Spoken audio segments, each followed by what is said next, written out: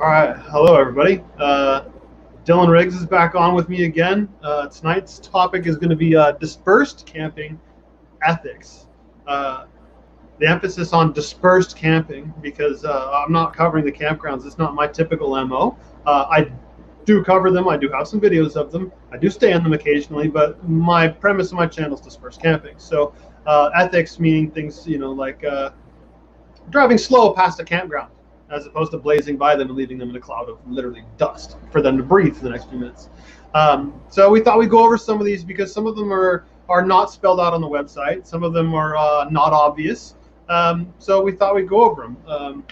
At any rate, it's probably good to start off with a couple of the repeating a few things about what's going on with the forest, and then a couple of sites I stumbled on. Let's see here. Screen share is here. There we go. A little bit of a lag, but we'll get it. So, dispersed camping. One of the things that I've been looking for this page for a while. I'm not sure how I couldn't find it, but right here it mentions for dispersed camping recreations, visitors may camp in the same location outside a 1 mile radius of a developed recreation site. So you can't go next to Wells Cabin and stay a half mile away. You can go more than 1 mile away from there. A link to this and these other pages I'm about to show you are all already in the description, so you can read them over later for some more information. I'm not, I haven't read the entire thing myself, but the main point I wanted to get across was this 1 mile radius. Dispersed camping is very open-ended, but in that case, it's not. I also stumbled across this one, the outdoor safety and ethics. There's some really good stuff in here. One of the things I noticed was we were talking about last live stream was pack for the kids. Right here, it says that let them do a certain amount, but then do the rest yourself. If you haven't seen that live stream and you're new to camping or you're new to bringing kids camping, some you might want to consider watching. It's got some good insights because I've got two kids. One's about to be 20, another one's almost 13. Dylan's got a couple of younger ones. Daniel was on with us, Overland Camping Man, and he's got a couple of kids. So we give you a real roundabout and real rounded out set of opinions and thoughts behind this.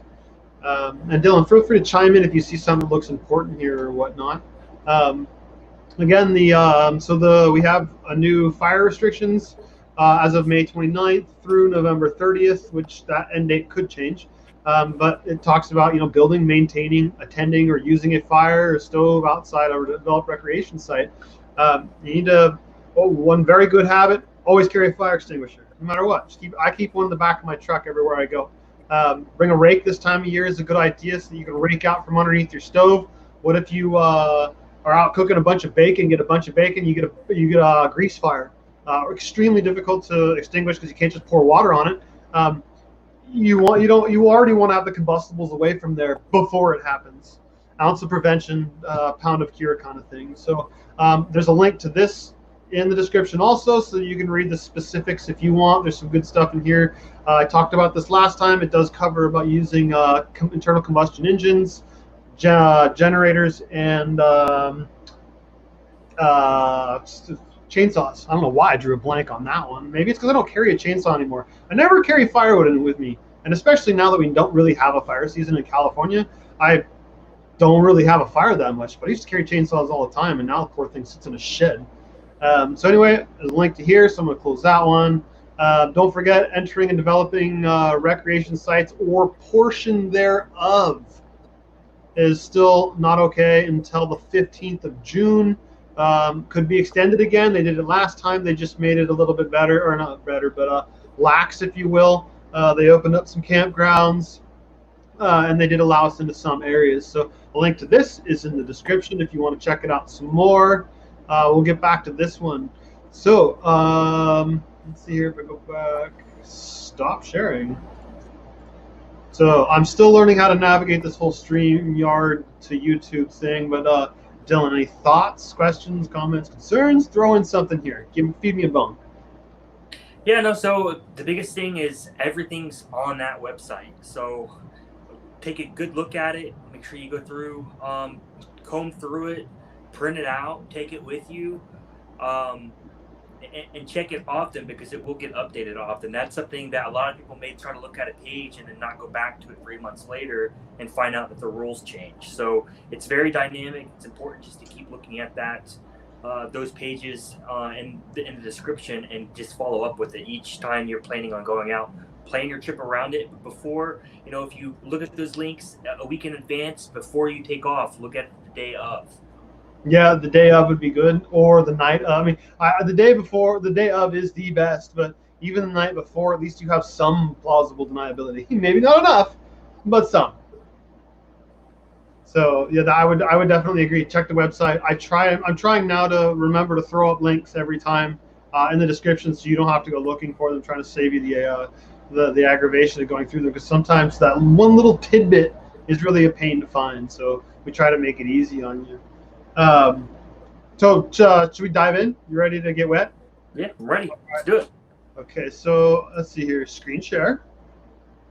I feel like I'm in my 80s here, someone who's still learning how to use technology.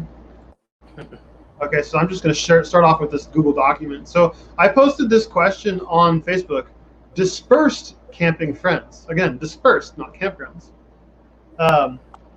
What's something you see people do in the woods that is bad camping etiquette? Less obvious rules that get broken, the unwritten rules, or a pet peeve? So I got a whole lot of answers. I pretty much copied all of them, whether I thought they were relevant or not, because again, I want to point out the question is about the topic is dispersed camping, not campgrounds. So leaving trash around or more. The spot you showed me, it was kind of had all kinds of bottles and empty ammo shells laying around that we cleaned up and packed out. That's awesome. That's fantastic. It's great when people pack out a little bit more than their own trash, because it leaves the place definitely cleaner than we found it. I'm not saying things are perfect now, but I definitely have noticed a lot less shot shell around, and even a lot less brass. Since ammo has gone up in price, become harder to get because you have to have 2 forms of ID, and the price of the scrap metal. You don't find much brass anymore, maybe some 22, but awesome for you to clean that up and pack it out. That's fantastic. Obviously, we have some rogue campers that are leaving it behind. Again, that's a great place for a rake, now that I think about it, is cleaning up shot shell. Rakes are perfect for, if you're out there doing Annie Oakley with, say, 5 or 6 people, could be 500 or 600 shot shell laying on the ground. A rake makes it really, really fast. Use the dividers from the casing for the clay pigeons, and you can use those like the big hands to scoop them and put them in the box where the clays were. So going off trail and tearing it up was one of the comments. Now this one was on my list of topics or subjects for this evening. There was the going off trail. I just launched a video yesterday, I think it was, yeah, last night, of a swimming location off the M6 in the Mendocino National Forest. Great spot if you don't mind cold water. It's really, really cold, but it's really fresh and really nice. But on the way up there, we were driving through Lake Pillsbury on the way into the M6, and down in the valley where the elk usually are, there's a gentleman in his F-250 with one of those cab-over campers who pulled literally right off the road and through the grass out into the big meadow. Sounds great. Bet it was awesome to stay in. I don't know how long he was there, whether it was 5 minutes or 5 days. But that's not legal. That's going off trail, and that is in the rules. You cannot leave. You basically can't break your own trail. It doesn't work that way. And there is while I was out there, when I actually arrived at the swimming hole, there were people that had actually stayed and camped on basically a really big pull-off, if you will, right there at that swimming spot. And there is a minimum distance off the road to be dispersed camping. Your car can't be hanging out on the road. There is a minimum distance. So be mindful of that when you're out and about, because that would go into ethics that, people are trying to pass and use the road for what they're designed for. And if you're camping on it, well, that's not going to work so well. And if everybody's off breaking their own trail, we're not going to have we're going to get a lot of compaction. A lot of the plants aren't going to come back, which is going to create a lot of erosion, a lot of ruts. It's going to start to look ugly. It's just, if we all follow the rules, we get less restrictions, right? So, Dylan, before I go too far, I realize I should ask you for some input on these. No, you pretty much covered most of it. Definitely, like if you're on a trail, some trails are also going to be a lot tighter than others, right? And don't be that guy or girl who will park their vehicle, on the side of that trail and make it very difficult for other vehicles to pass. That's one of my pet peeves, just on the trail itself. I have seen that done before. Because we all have different vehicle sizes, right? Like I drive a Jeep, you drive a large truck. Some trails are going to be a little bit harder, a little bit tighter to squeeze through than others, and just be mindful of that, like where you're pulling your vehicle off. It may be a cool spot, and it may be legal to do that at that certain area, but if you're going to be leaving that vehicle and you're going to go check out something, just park, a little bit more off the side of the road, or maybe you need to drive a minute or so down the road just to make it a little bit easier fit for other vehicles to pass. That's pretty much one of the only tips that I have on the trail itself. Yeah, yeah, definitely. So, a lot of thoughts, a lot of topics. Sorry, getting distracted. I want to say hello to Flying W California. You're new to this channel, I believe. Thank you for commenting. I haven't seen you before. Love to know where you're watching from. Please feel free to chime in. Dylan, are you able to see the chat when I have the screen sharing up? I can. Yeah, I can pull it up. Yes. Because when I have the screen up, when I watch it on StreamYard, it's really hard for me to see that really small print. So what I just had it in was really easy for me to read off of. I'm not having to squint, and I don't need my glasses that I don't have, actually. So if you don't mind, I'm going to switch back over to screen share. We'll go over a couple of more comments. Sonora, California. Also, as always, put your tent up in an obvious place, and don't make a new tent spot, I believe that says. Yes, totally agree. I've covered that in a few videos.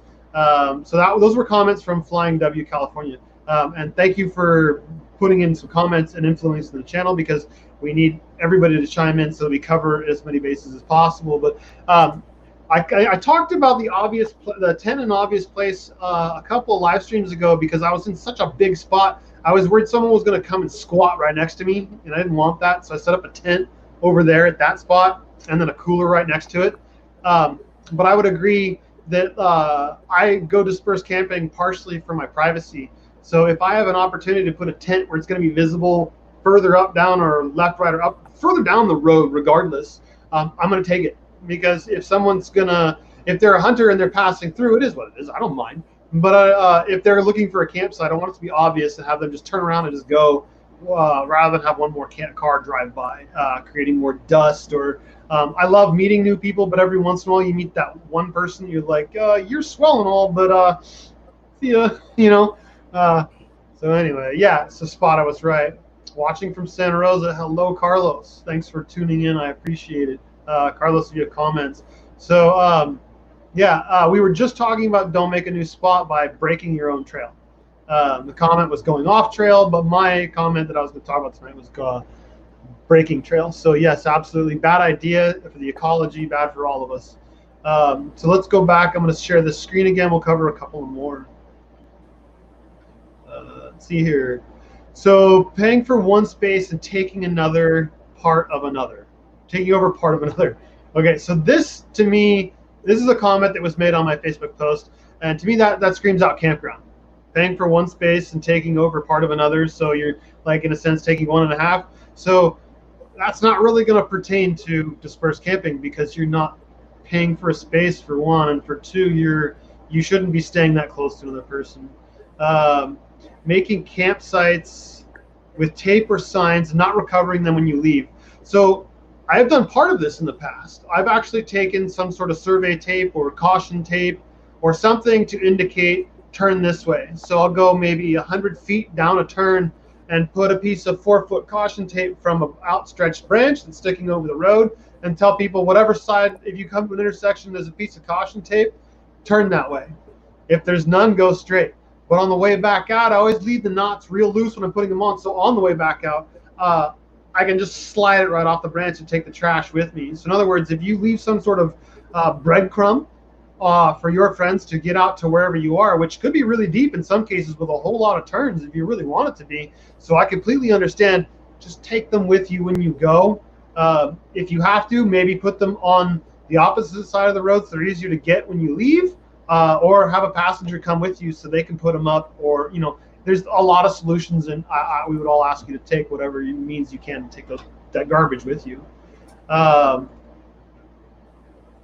I just covered that one. Stay here. So this has come up a few times, and I've had some friends get really heated when talking about this one. I've had this happen to me, and both times it was actually a really cool experience. So stay out of other people's sights. People go to the woods for privacy, not to have random strangers intrude on their space. So I just talked about when I was at another spot, I put up a tent and a cooler to keep somebody from camping right there, because technically they can. It's legal. But I don't want them to. Yeah, it's kind of selfish. I know. Tis, shame on me. I'll get penance later. I have the spot I took you to, Dylan. I think I mentioned when I was there, I have had people stay out on the bluff. I think I was telling you about that. Mm-hmm. Yep, I remember. Yeah, so I've had both times it's happened to me was at that spot. I think we've covered that spot here on this channel before. And they came out and stayed over there without even talking to us. They drove right by and set up camp. I went over and got a good vibe off them, so we ended up hanging out, and it was good times. But I've also had friends stay at that same place, and I don't know if it's just that place has bad luck or what, but I've had it in one other spot. They went up there for privacy to literally get away because they'd had a hard week, and they couldn't because they showed up at that spot and they refused to leave. You have no legal standing to kick them off. Threatening them is against the law. So in reality, it comes down to the person staying there. As proper etiquette, we're out in the woods. Go with that 1 mile radius. It's just a general rule of thumb. If you see someone, boom, I'm going at least a mile. Maybe 2 or 3, I'm going at least a mile. Hold on to that rule of thumb again, 1 mile. So, because sometimes people want their privacy. If I don't want my privacy, I'll go to KOA. Like my shower and laundry and pool and spa and generators and all the stuff. So, the next one was loud music. Again, I feel like this comment kind of pertained more to campgrounds. Granted, if you were down in a valley and you had a loud boombox, it's going to carry. The trees will filter out a lot, but not all of it. So, it would pertain, so I did keep it. Being loud and obnoxious when you know you're close to someone else. Party all you want, just don't be a dick about it. Okay, don't be a dick about it. Seems like a contradiction in terms to me, but all right. Loud and obnoxious, yeah, that would go back to the your noise carrying from your boombox, or you're staying too close anyway. If you're that close, if someone's already there, the way I see it is they were there first. I'm gonna go. I'm certainly not gonna ask them to go. So with those said, Dylan, have you seen anything in the comments or anything you want to add? Yeah. So first we have another person just showed up. Truck Boyman, is that right? That's Truck Boyman. Welcome to the channel. So I can't speak on the ranger station what they call because I haven't actually looked at the link yet. I don't know if that applies to just Mendocino or it may apply to certain sections of Mendocino. It may apply to just all of Mendocino, but another national forest may be okay still. So definitely, like you said, before you go out to any of the national forests, ensure that you check the website, call the ranger station, see what's the latest on it. Before you do any type of burning, anything that can do destruction to the land itself.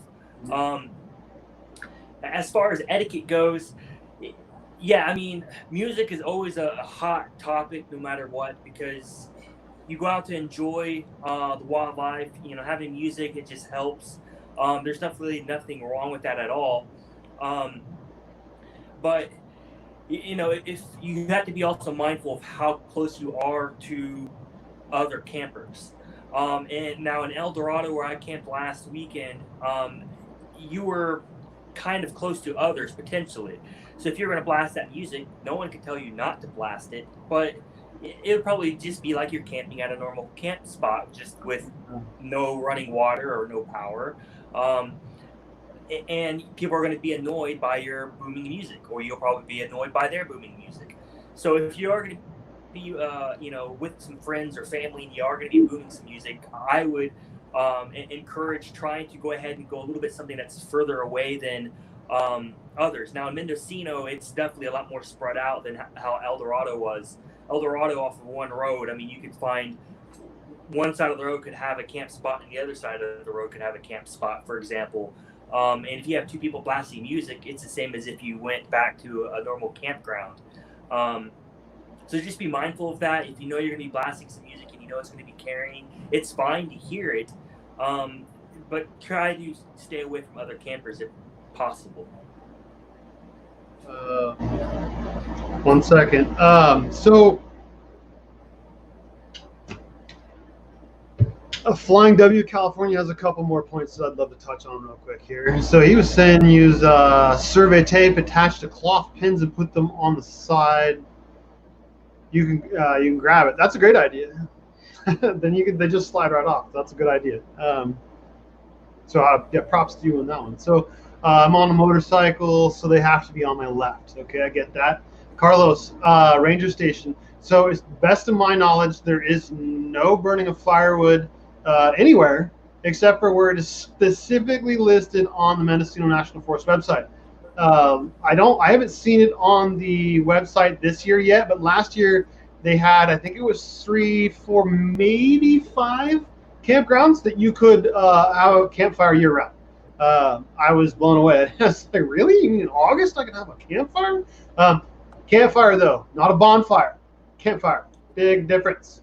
I've run into the forest prevention officers, and they've told me horror stories of coming back. There's no one around, and it's a pile of paper burning, or this giant, like they threw all the firewood on there at once as they were leaving. Don't do that. Leave it for the next camper. There's something that someone's going to be. I'm excited when I pull up and there's firewood like ready to go.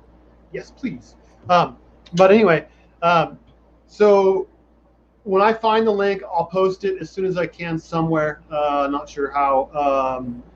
Maybe I'll put it in this description, I guess. I'm still learning. We've been doing these live streams for not very long. I finally got a decent light. Flying W, we got another one here. Bring dog poop bags when moto camping. They're, it just slid up. Great for picking up beer caps and other small trash when leaving a site. Great, clever. I've noticed that unfortunately they're using, they're using plastic disposable single-use bags at Safeway again, like the thin, chintzy ones. Sonoma County completely banned all that stuff, but they're back to using those. Those are great for picking up trash. Fill those with trash. I don't feel bad for throwing that away. Nobody wants to hear your crappy music. Just keep thinking that. Well, that's true. I go with that. Just, again, go far enough away. No one's going to hear it. And it doesn't matter what you're playing, because I like classical music sometimes, but it drives my son nuts. So I get it. I understand. And he listens to some stuff that I'm like, oh, please give me like 5 sets of earplugs. Oh. So it goes all ways, you know. Not everybody likes country. Not everybody likes rock and roll. Not everybody likes, anyway. So not above 10,000 feet. Then again, not a lot of wood at that altitude anyway. So you're saying above 10,000 feet you can have a campfire? Is that what you're saying? So we'll come back. Let me lower After Effects here and get reorganized. We're doing well, Truck Boy, man. Thank you for chiming in. Every person watching helps. So I'm going to share the screen again. Let's go over a couple of more comments that were left. No. Okay, I'll come back to Flying W, I promise, and check you out as soon as I'm done with these next couple of questions. Please keep leaving comments, though. I am reading them when I come back. Dylan, feel free to interrupt me if something good comes up. So we're moving on from being loud and obnoxious. I think we've kind of beaten this one up. We've already seen this one. Party all you want, just don't be. Oh, we just did cover that one. Arriving after midnight, setting up camp at full volume. Again, I feel like that one goes into campgrounds again, but whatever. It was left as a comment, so I'm going to take it. Loud drunks keeping up others. Okay, well, again, sounds like a campground, but sure. Don't get drunk and keep others up. Loud music, it came up again. So obviously, loud music is a very big pet peeve for a lot of people. Yeah, wow. Because again, I didn't copy every single comment. There were some more in there. So we're going to move on to some of the ones that I have thought about over the last couple of days. So one thing that's not spelled out in any of the websites, uphill traffic has the right of way. Um, that's if someone's coming uphill, you got to get out of their way, especially for trailers. It's a real pain to back a trailer. Well, actually, it's a pain to back a trailer up or down a hill, but uphill traffic is right away. Don't walk. I think we just talked about this one a bit ago. Don't walk through a dispersed camp. So we were staying at Trout Creek. Yeah, Trout Creek and Eel River last August. Hadn't seen a car in forever, I think 3 days. And was a group of like 6 of us, and we camped down this steep little hill below this little culvert where 2 rivers meet. Great spot for like just soaking, not really swimming, but soaking during the hot days. Real pretty.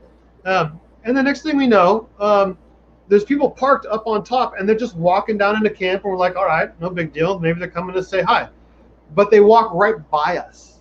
And I mean, this campground is only maybe 50 yards by 70 yards, maybe. And we've already got at least, let's see, 3 couples and a couple of singles. So when we're not tight, but we've got most of the room taken up. And they walk right down to the river. That's kind of disrespectful. Granted, we don't own the forest. We own the forest, but we don't own the forest. There's nothing you can do to stop them, nothing you should do to stop them. But it's good etiquette not to do it in the first place. Don't go walking through somebody's camp. In all of my experience and time dispersed camping, I've run into so few people that scared me or I didn't like. More people that I didn't like than anything else. Well, more people I liked, then next would be that I didn't like. Lost my train of thought again. But at any rate, talk to them. Approach them slowly. If you find a swimming hole that you want to go check out, but there's someone camping there, approach them slowly. Park a little ways away, get out of your car slowly, walk down there and introduce yourself right away, and just ask. If those people had asked, we probably would have had no huff, no problem, and said, sure, go ahead. But it was kind of the audacity of just coming down the hill, walking through, and, well, the fact that we did have people down on the river that were with us anyway. So we're dispersed camping. We go out there to get away. We're not going to KOA for a reason. We already talked about don't break trail. In the dispersed camping tab, which I believe I closed, it does talk about the minimum distance you have to be off the road. So here's another one. This is a pet peeve of mine. Pass cars slowly. If you're on one of the dirt roads, say the FH7, M3, M6, M20, they go on and on. The dirt section, well, any of the sections, but especially the dirt sections, if you see another car, don't slam the brakes. Slow down and pass them as slowly as you can from the moment you see them. Granted, they're not 5 miles off. If they're, say, a mile or less, if you see them, slow down proportionally to how fast you're gaining to them. So if you're going to gain on them real quick, try and slow down quickly. If you see them from a long way off, slow down slowly. To allow the dust cloud you've built up behind you to kind of settle. So that next person doesn't just get that waft. Kind of like when someone passes you and turns on the high beams, like 10 feet before they really pass you, and you get that momentary brightness in your eyes. Slow down. Let them not get choked out, and hopefully they're going to do the same for you, because it drives me nuts. Like, oh, shoot, all the windows up, turn on the AC on recycle, and just slow down. And that would go for campsites also. If you're driving along, you should be enjoying the view and taking your time anyway. You shouldn't be in a rush. But hypothetically, your guardian angels or your speed of comfort is creating a little more dust than most people. Reduce it. If you see a campsite, slow down, because that dust, especially, I mean, it's one thing for a car passing you, they can turn on the air on recycle, but in a campsite, they're stuck with that dust until it settles. Hopefully they have a breeze so that it clears quickly, but if there's no breeze, maybe the wind is just like this little wisp of a breeze, it's going to hover in their camp for quite a while, and then, man, I'm probably hop in my car and go somewhere. So, slow down. I have had on Hole Mountain, I did have a head-on collision there, riding in a friend's car. Another gentleman was, let's go back over here. Gentleman at the wonderful age of 19 was coming down Hole Mountain at 100 million miles an hour. No, I don't know, 25 or 30. But we were going up at 10, and he took the turn real wide and didn't see us until he was basically on us. And he was deemed at fault because we were headed uphill and he was going in excess of the speed limit, which I didn't know there was, but he was in excess. So he couldn't stop in time, and it's his problem. So, Dylan, we covered uphill traffic, don't walk through dispersed campsites, passing people slowly with dust. What do you got to say? First, we have some comments to address. Let's do it. You know, so flying California, when driving a car, stick to the right. Don't assume there are no other cars on the trail. That is definitely a big one, because you'll find vehicles of all sizes. And it looks like you're a motorcycle driver, so that is also a big one too. But you also have to look out for even any of the other type, four-wheelers, anything that's real small, you may or may not see. And there are some real windy roads that the last second you're not going to see them. And then also it depends whether it's in the dusk or dawn, right? It doesn't matter. Some vehicles are harder to see at certain times, but also you can be behind one or two vehicles. So the one vehicle may pull up to the side of the road, but the car that is directly in front of you could still be driving fast, and you'll just be following them. And the next thing you know, they have that little sandstorm that's kicked up, and you don't even recognize the vehicle that pulled over originally, the first vehicle in the line per se. Now, definitely, I think in these windy roads, definitely play it slow. And I know a lot of people get very comfortable with the trails. They know they can drive it during the night if they want to. They can sit there and drive with their eyes closed and make it. But definitely when you go around any of those curves, slow down, even if you know that road at the back of your hand, just because you just don't know what's going around there. And just like what was mentioned in the comments, a lot of times they could be taking that middle of the road, and I've seen that a few times already with my limited experience out here in California. It seems that the driving fast in the trails are pretty common, and a lot of it's just because of experience, and there's nothing faulting that. It's great that you're really experienced with the trails, but just be aware that you're going to find people like me that are new here, not know these trails, and I'll personally want to hug the middle just because I don't know what's around there. I'm going to take it slow. But if you're driving fast and you're also hugging the middle because you know where this turn is going to end, you may run smack into me, or I might run smack into you. Yeah, that's a good point. Because when you're driving on a lot of these roads out there, even the paved ones, some of them, the M1 north of 162, it's got some craters that are, I don't know, almost 2 feet across and like 4 feet deep. I'm not kidding. Like, you stick branches down inside these craters. So yeah, if you go in the middle, it gives you the opportunity to go around a lot of the swales, the potholes, the puddles, whatever. So I tend to hug the middle also. I'm definitely guilty of that. And I personally don't think there's anything illegal about that, but some might beg to differ. And I'm sure there is a stipulation. There is some sort of definition of where the center of the road lies. But yeah, the other thing, so the two comments I would add is it's really hard. Like, for me, I drive a Subaru that's all-wheel drive. It runs awesome on the dirt roads. I mean, I can throw it into a turn, and it just says, "Oh, is that all you got?" So it's really hard. But us who do drive those, we have to restrain ourselves.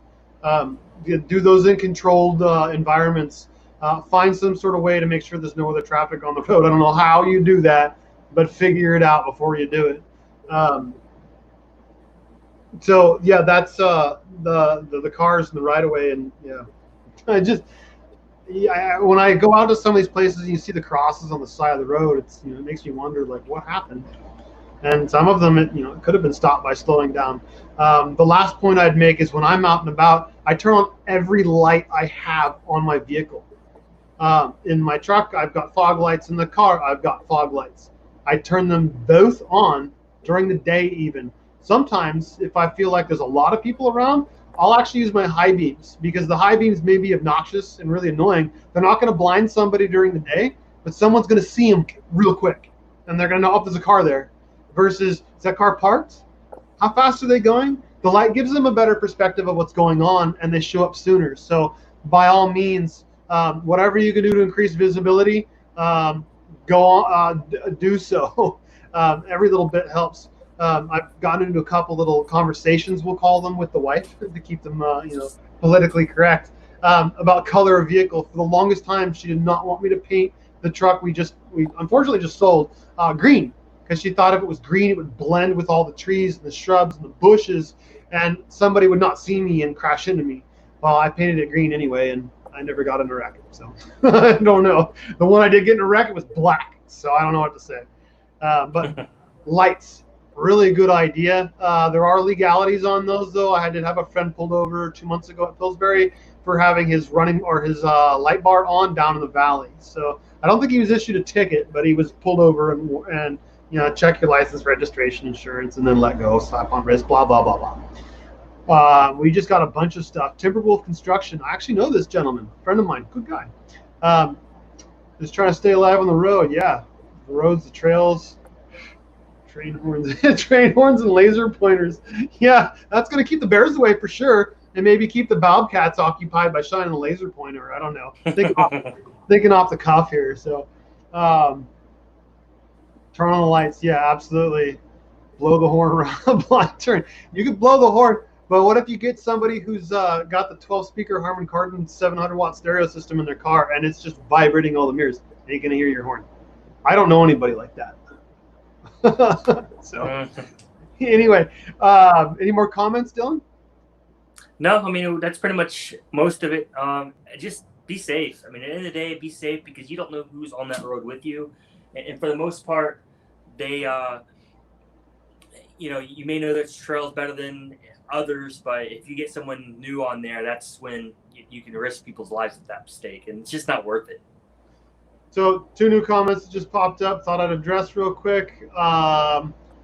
Someone's asking about the FH7 M Road and M4. I was up there a month ago. Not bad. Not passable to Anthony Peak. I was there 2 weeks ago.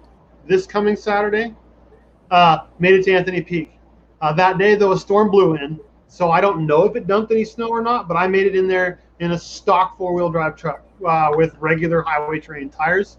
M4, same conditions. A little bit of water here and there, but nothing bad at all. You could probably get a car up there if you were a good driver. I wouldn't do it if you're a city slicker. Definitely not.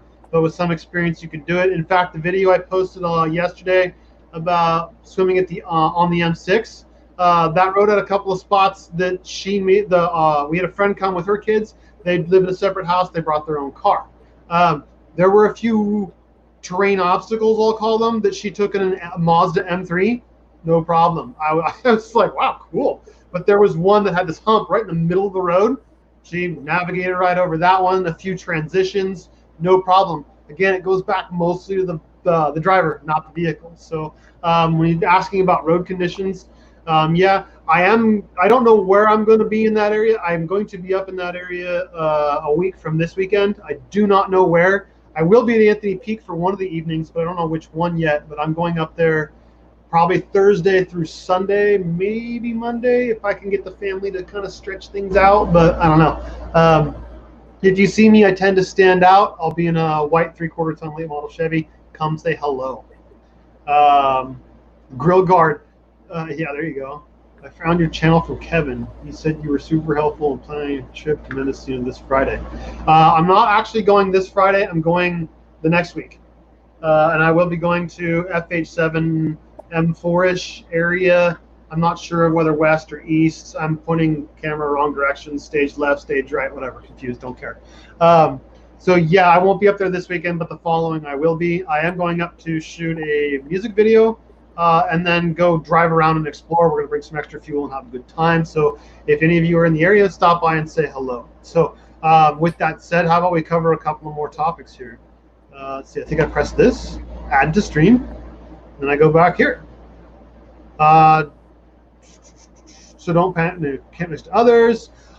Always make sure others are okay. So if you pass somebody on the side of the road, for instance, and they're outside their vehicle, if they start to make any sort of gesture or walk towards your vehicle, anything at all to hint they might be trying to talk to you, you're not in San Francisco or Oakland. Pull over and talk to them.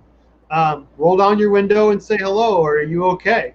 A lot of times these days, cell coverage is increasing in locations and people are pulling over to access the cell coverage. Done it myself 100 times. But I try and make it obvious I'm not in trouble. I'll stay in my vehicle and maybe just give a real quick wave out the window.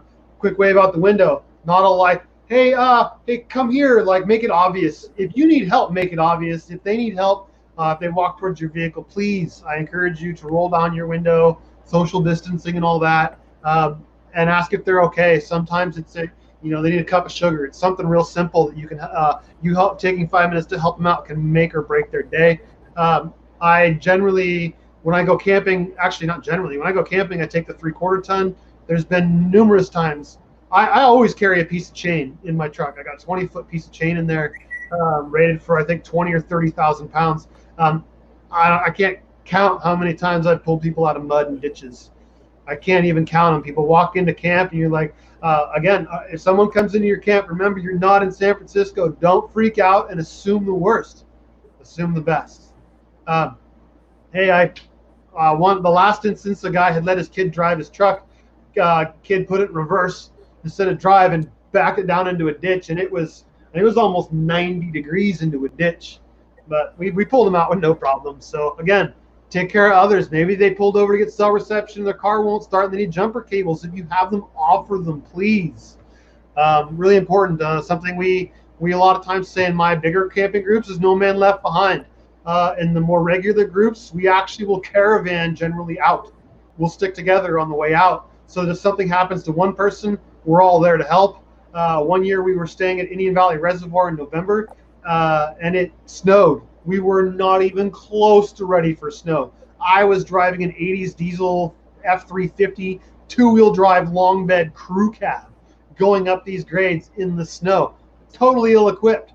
But because we had so many other vehicles and so many people on two-way radios and stuff, we made it out. Granted, it took me 9 hours to get from Indian Valley Reservoir to Windsor. We made it home. Had we not stayed in the caravan, we would have been all over the road. All of us would have been alone, unorganized, and probably would have taken us 24 hours or longer to get home. So again, it's good to stick together. Recently, I talked about these on the last live stream. Radio is good to have. I mentioned it before. Here it goes, falling over. I'll mention it again. Making a video about radios, good to have. Communication is really important. Never ask for money. I'm a member of NorCal 4x4 Rescue. You can publish on the Facebook group. I'm stuck. I'm whatever. And the idea is that if someone's in the neighborhood, they come by and pull you out or help you out. You're not allowed to even ask for fuel compensation. Slower traffic must use turnouts. Again, another pet peeve for me. If you got people behind you, pull over. Let them go by you. Impeding the flow of traffic, in some cases, if you're going extra slow, can be just as dangerous as going faster or speeding too much faster than traffic. So slower traffic must use turnouts. The one stretch of road I love the most is driving through 162 near Clovelo, and they have signs every couple of miles that say slower traffic must use turnouts. I'll take them. A recommendation: if you're following somebody, run your AC and put your interior, the recirculation on. Your AC, when it's cooling, will naturally generate moisture on the outside of the evaporator, which is what you see when you park your car, that puddle underneath. The evaporator is pulling the heat out, and during that, it's also getting moisture. It's a dehumidifier out of the air of the cabin of your vehicle. That water that the air is passing through will act as a filter. A lot of our late model vehicles have cabin air filters. That's great. But if you want to get that little extra something, or you drive an older vehicle, run your air conditioning. If you don't, put it on recycle or just get a mask. We're in COVID season. So with that said, that's a lot of topics. Dylan, I'm going to put it back and let's see what you got for thoughts. Looks like we got some more comments, so on. Yeah, so we can go to the comments first. I think it's important to answer the questions. The first one that I noticed here is, a statement: pick up your trash when you leave a campsite. Yeah, we've hit that a lot in past live streams, and even this one too. I think you showed up right after we talked about it. But a big rule of thumb for me is leave the place better than when you showed up. And if that means just picking up one extra piece of trash, or maybe cleaning out the little firing that may have already been there, just do a little bit something to show that you care about the land. I think the rangers overall really appreciate that. And then flying California, he mentioned, do you bring a gun? Me personally, I do not, but I would still probably recommend it anyways, because you don't know who you'll come in contact with or what you'll come in contact with. And if you have kids or family with you, or you just don't know what will happen, having some sort of weapon on you is probably a good idea. But for me personally, I haven't packed a weapon in quite a while. Luckily, I haven't had to use anything here. But with what's going on right now, politically and whatever else, you don't know who you're going to be coming in contact with. So you might want to try to bring some type of defense if you need it. But just even if it just stays in your vehicle and you never touch it or whatever, at least you have something in case something happens. You know what else stays in your vehicle that you hope you never touch? Your spare tire, but you always carry it. You always carry it, just like a Band-Aid. You always carry it. I always carry a roll of toilet paper. Always carry them. So I do carry a firearm every time I go in, with the exception of day trips, game refuge. Day trips, I don't see any need for it. I'm in the car most of the time. I've never felt intimidated in the Mendocino National Forest. The only place I've ever had an issue where I did actually have someone in our group go chamber around in the background, Indian Valley Reservoir. That's the downside to being there, is the lawlessness. You want to go somewhere to be away and do almost anything you want, you go there. It's not the prettiest of places, not only because it's dry and shrubby, but it's pretty well trashed. And there's very few rangers that patrol that area. So even if you do get called in, it's going to be a while till they get there. So I'm not recommending you do that, but if you, anyway, food for thought. So yeah, long camping trips. I bring it more though for, how do I say this? Just because I like being able to shoot, not because, again, I'm in danger. There is always that off chance. I think that if anything was going to happen in the forest to me, it would be a rabid or sick animal. I don't think it would be a healthy animal, and I don't think it would be a person, especially in the Mendocino National Forest. Even at, let's say, Lake Pillsbury, one of the most populated areas of the forest, I've never felt intimidated there. And in fact, maybe that's because everybody there has a gun. I don't know, but I don't feel intimidated there or anywhere. So I carry one just for personal pleasure, I guess you'd say. Shoot a few clays if I can find a spot where the clays aren't going to be ugly. Maybe the last time I was out, I brought the 22 and I was just shooting at little targets. In fact, I actually found some really old shot shell I would not put in my shotgun. I put them primer facing me and was shooting them with a 22. And if you can get that 22 bullet to hit the primer dead on, the shot shell fires and explodes. It's really pretty cool, but you have to be dead on. And that's really good, especially for a 22. I think the only other good thing with a 22 is the blanket, right? Bing, bing, bing, bing, bing, bing, bing, And in California, we're only supposed to have 10 rounds. So next thing you know, you're out of rounds anyway. So I don't know. So that's my premise of carrying a gun. Again, not day trips, not game refuge, but otherwise, yeah, but not for personal protection. I just like shooting guns. See here. So good karma. Yes, it is good karma. I do believe in karma. I think it's a good idea to, again, help out. Truckman boy, yes, I know you are into guns. I've seen you shoot them. Thank you to you guys making these videos. So cool that you guys take the time to educate visitors. Matt, you're more than welcome. Thank you for not only watching, but commenting. I hope you can leave a, oh, I haven't done that actually. Please, if you're watching and you haven't commented, I'm asking you to comment. Please give me a thumbs up. Subscribe if you will, hit the notification button. I don't get paid for any of this. I do it on my own time, my own dime. The light I'm using I paid for, this computer I paid for, no sponsors, no one's paying for this, it's me. Dylan's not getting paid, I'm not getting paid. We're volunteering our time to teach you guys here. So you're not paying us by doing that, but you're doing us a favor by building the channel. So thank you. And as we get more supporters, it makes it easier to get more information out there. I am trying really hard to get more content out there. I got a video up yesterday of a new swimming hole that I was at last weekend, the 25th. Fantastic swimming hole, but on the cold side, very pretty, very alone. We have a mixed compilation where we got, like, I think 4 or 5 cameras rolling, and we switch between cameras during the footage. So it's like, I think it's called match action. That's pretty cool. And then we have another camping video coming up on Little Baldy Ridge. I found a campsite up there. I haven't launched that video yet, so stay tuned. I do have some camping stuff coming up. Flying W, it sounds like I'm going to miss you, unfortunately. But Flying W, Truck Man Boy, I know I'm going to be seeing you.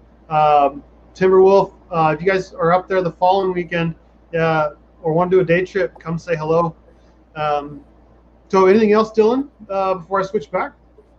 No, I think you covered everything. And don't be afraid to definitely travel around and look. Like I'm in the Sassoon Fairfield area. I'm active duty military. I'm stationed at Travis Air Force Base.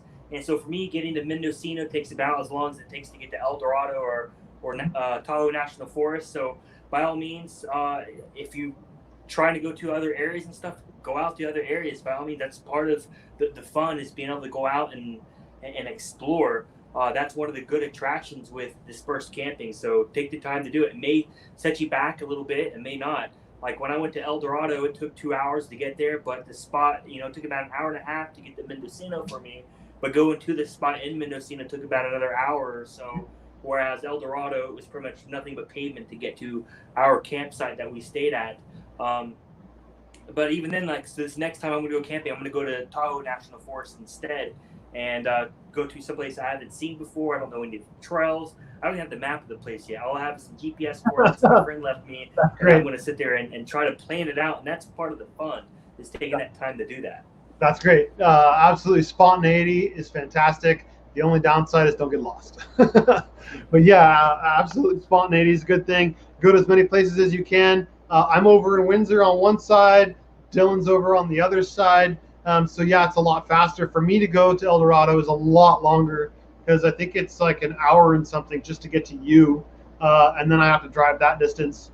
But a lot of the places that I prefer to go, my common stomping grounds, if you will, in the Mendocino National Forest, a lot of those are, if I'm towing the trailer, those are 4 hours for me. But I don't mind, because they're beautiful locations. They're beautiful places. Sure, I could be to Pillsbury in less time, but it's not where I want to go. I've been there, done that. Talk about knowing roads like the back of your hand. I have, like, every turn I go around, I have a story where something happened. So I'm done with that spot. Let's see. Maybe you guys can host a meetup up there. So Flying W, I've talked about this before, and I've actually talked with some guys. Are you inferring about Mendocino County Subaru? If you are, put that in the chat. I have been in chat with them, or a conversation with them, about trying to host some sort of outing where we have a centralized location. I would plan out several routes on the map, and then people would spend day 1 going this route, day 2 going this route, day 3 going this route, to try to expose a lot more people to the Mendocino National Forest. And then each night have a central place to come back to charge your phones, check your videos, socialize with other car owners, other vehicles, just have a good time. The only limitation right now is I don't know the legality with this COVID thing. If it was no more shelter in place, I'd say let's do it this weekend. I'm coming up. I'll bring the bigger generator. I'll find a bigger site. So I am in talks with them. The only thing holding me back is this COVID thing, and I don't want anybody to get in trouble. Cool. So it sounds like you're in. Yeah, I would love to rent, like, Matheson Campground right across from Plesket Meadows. I think it's like $70 or $80 a night, and you can sleep like a whole ton of people. And then it's not where I would recommend having this get together, but it's an example. You got fishing right across the road. You got four-wheeling and dirt roads both directions when you leave camp. You can go shooting if you go a mile away up the road. You can do it all from right there. And if you had, 10 people splitting $70, it's like $7 a person. So anyway, I can help with COVID legality. Okay, well, hey, whatever gets us all out there, I'm all ears. Any excuse I got to go out in the woods, I'll take it. So there we go. How about we dive back into a few more comments or questions, or not comments, my comments. I got lost after talking about the Facebook comments. So if you're on dirt, or if you have four-wheel drive and you're on a dirt road, use it. You're going to definitely increase the longevity of the quality of the road for others to use for a longer period of time. If you're going up a hill, so to, as an example, and you're driving a two-wheel drive, rear-wheel drive, and it starts to kind of hop as you're going up, is losing traction, you're creating micro potholes at each one of those little spots where your rear end's bouncing. Over the years, cars will hit those. Water will run through those. Next thing you know, you've got potholes. Use four-wheel drive. That doesn't specifically to apply to rear-wheel drive. It also applies to front-wheel drive, which often are even more or higher likely to be a culprit because they have less traction going up a hill. So if you have four-wheel drive, use it. It's good for everybody else. It's good for all of us. Keeps the roads in good condition because they, like I've said before, they just did FH7. They graded part of it. Smooth as butter right now. But it won't stay that way if we abuse it. So, and the roads they don't maintain, we don't want to get worse. So,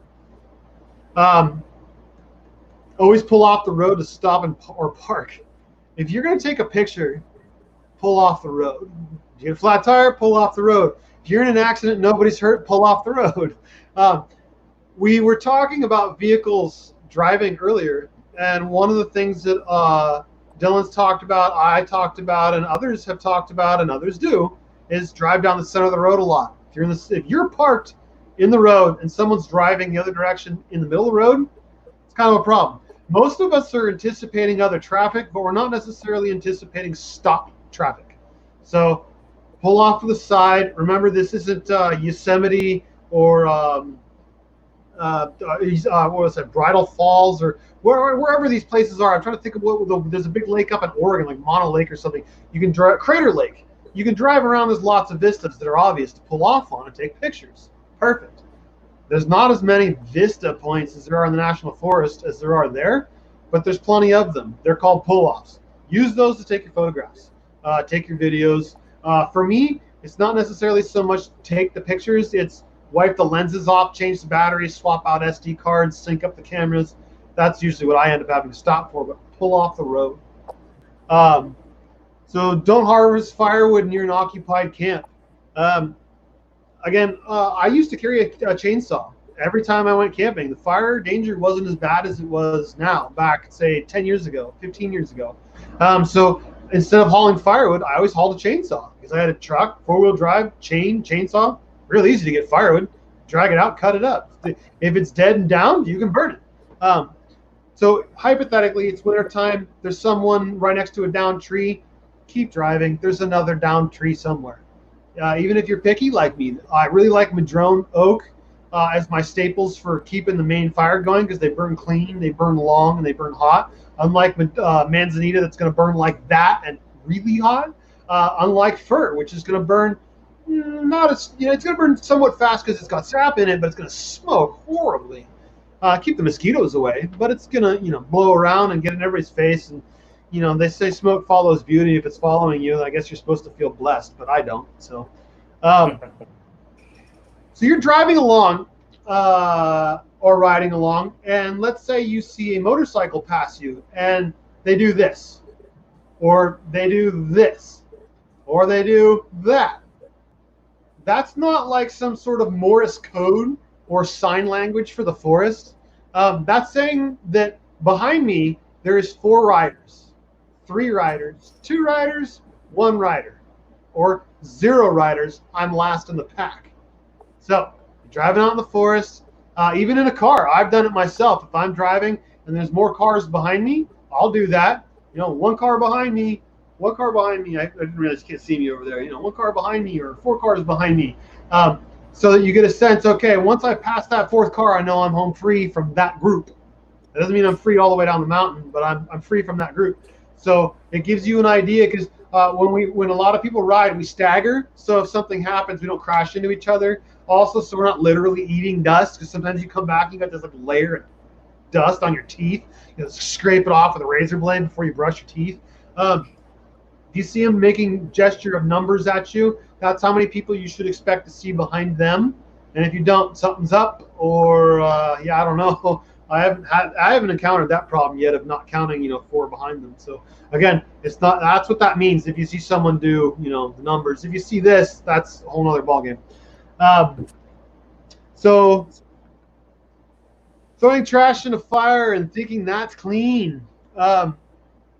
This was actually a comment on Facebook, but whatever. Regardless, I would agree with that statement for bottles, cans, shot shell because it's got brass on the bottom, that kind of stuff. Anything that's going to leave stuff behind. But to be honest, as long as we're not in high fire danger, I'm going to burn my paper towels and such. I'm going to do that. Some of my food scrapings off. I use cast iron for cooking, so when I scrape my pan, I'm going to scrape it into the fire because it's also going to reduce the odor in my camp, lessen the chance a bear's going to come in. Not that I've ever had that happen, and the chances of it happening in the forest is pretty slim because they're hunted there. Dylan was just talking about El Dorado National Forest. I don't know the laws up there, but I know at least in like Tahoe, they're not really hunted. So they'll come into town, they'll come into your camp. You got to use bear lockers to keep your stuff safe. So they will come in, and they are somewhat of a threat. But there, you can't carry a gun. It's not up to you. You're not allowed to. So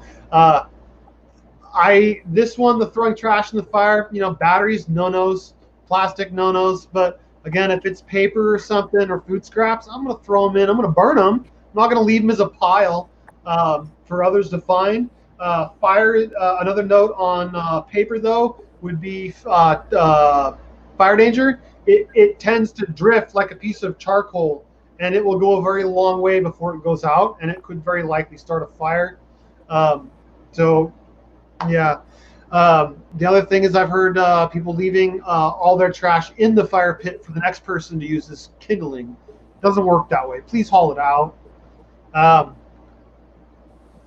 Driving at night, try to make yourself obvious, but I would not drive with my high beams. That would be when I would definitely use my fog lights. But we had mentioned earlier about passing a dispersed campsite.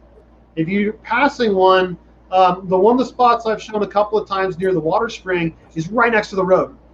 Granted, it's perpendicular, so it's not a big deal because the headlights are going the opposite way. But it's an example that it's right next to the road. Turn off your high beams. You don't need them driving through there, and it's not polite as you drive by those people. So loose dogs.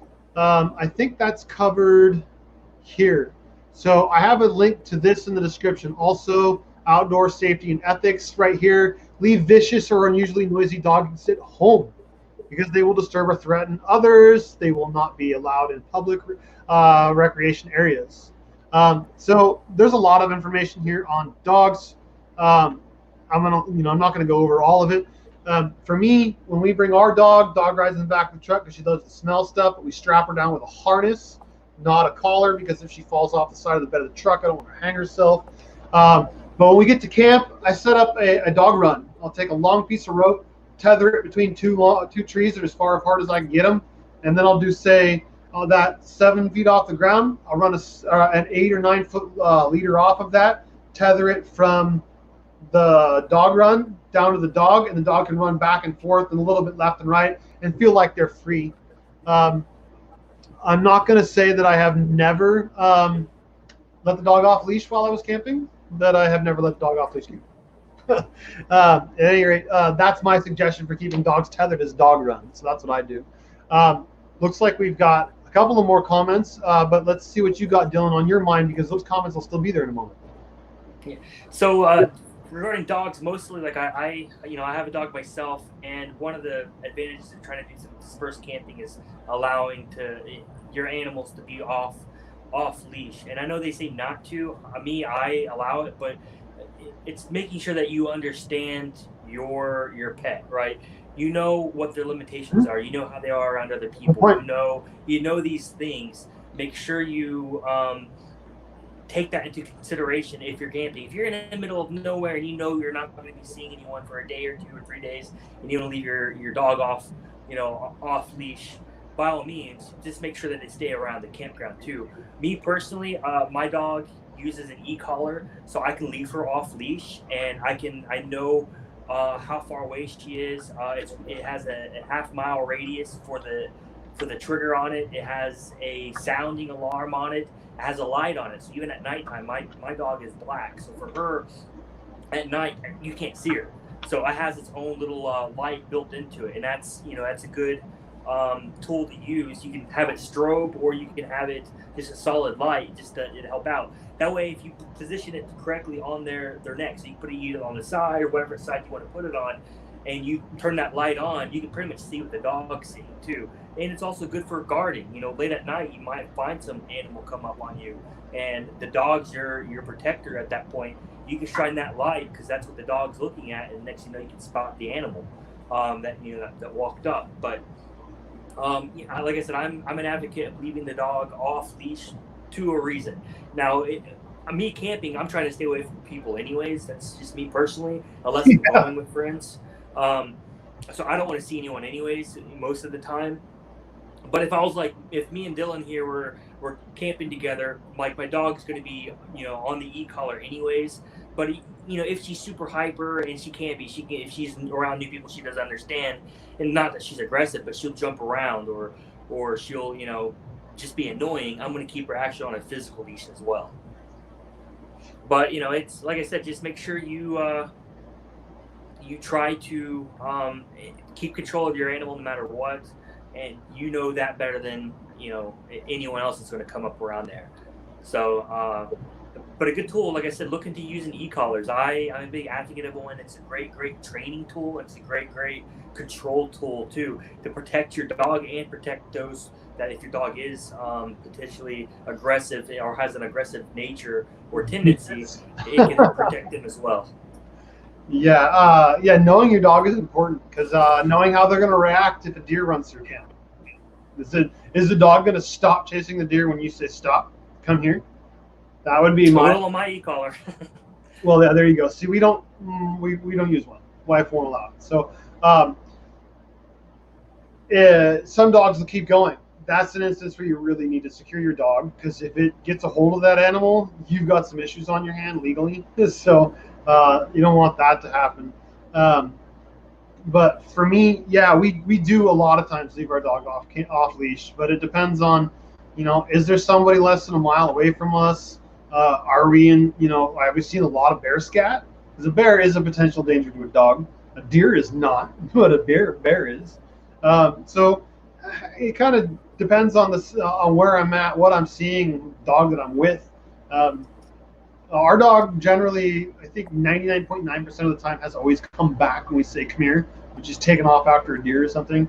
But we don't see them that often. So, and they're kind of like a kid sometimes, that unless they can smell it, just don't go. Oh! The dog's not going to even notice. Deer are real sly. They're very slick. So, yeah. So, Timberwolf Construction, we overlooked your comment of draining Lake Pillsbury. Yes, I've been hearing about that for years. It's actually they've got a sign down at the general store in Potter Valley where you make that right-hand turn. There's a sign there that says Save Lake Pillsbury. Yeah, I think as far as I know, it's owned by the Army Corps of Engineers and PG&E. So, from what I understand, PG&E has no more use for it. So they have been talking about actually draining it. Whether or not that happens, I don't know, because there's a lot of people that go there for the water. So I don't know. There's only one general store though, so I can't imagine it exactly brings them a lot of money. Oak Flat is pretty much like, except for the other boat ramps. I forget whether there's a Navy camp or something. There's another one as you're coming down. There's a boat ramp and a campground there with a host. That campground, I think they charge, and Oak Flat, I think they charge. So they make some money, but it can't be very much. And I can't imagine maintaining a lake is cheap. So I don't know. I don't know, Flying W, if you're monitoring the chat, but you said I could direct message you about the legality for COVID. I'm asking if you're on Facebook, because I don't even know how to do direct message on YouTube. All I know how is comment. I've been on this platform for 10 years and I still don't know how to send a message. Do you, Dylan? Do you know how to send? Do you know how to send? No, I've never commented. I've never sent a direct message to someone. Only replies to comments. All right. They used to have that feature. They used to have the ability to do it, but they took that away years ago. Yeah, I haven't seen it in a really long time either. So for the most part, that covers what I have had in notes, except for digging deeper into some of these what are these? what are PDFs? Sorry, can't think.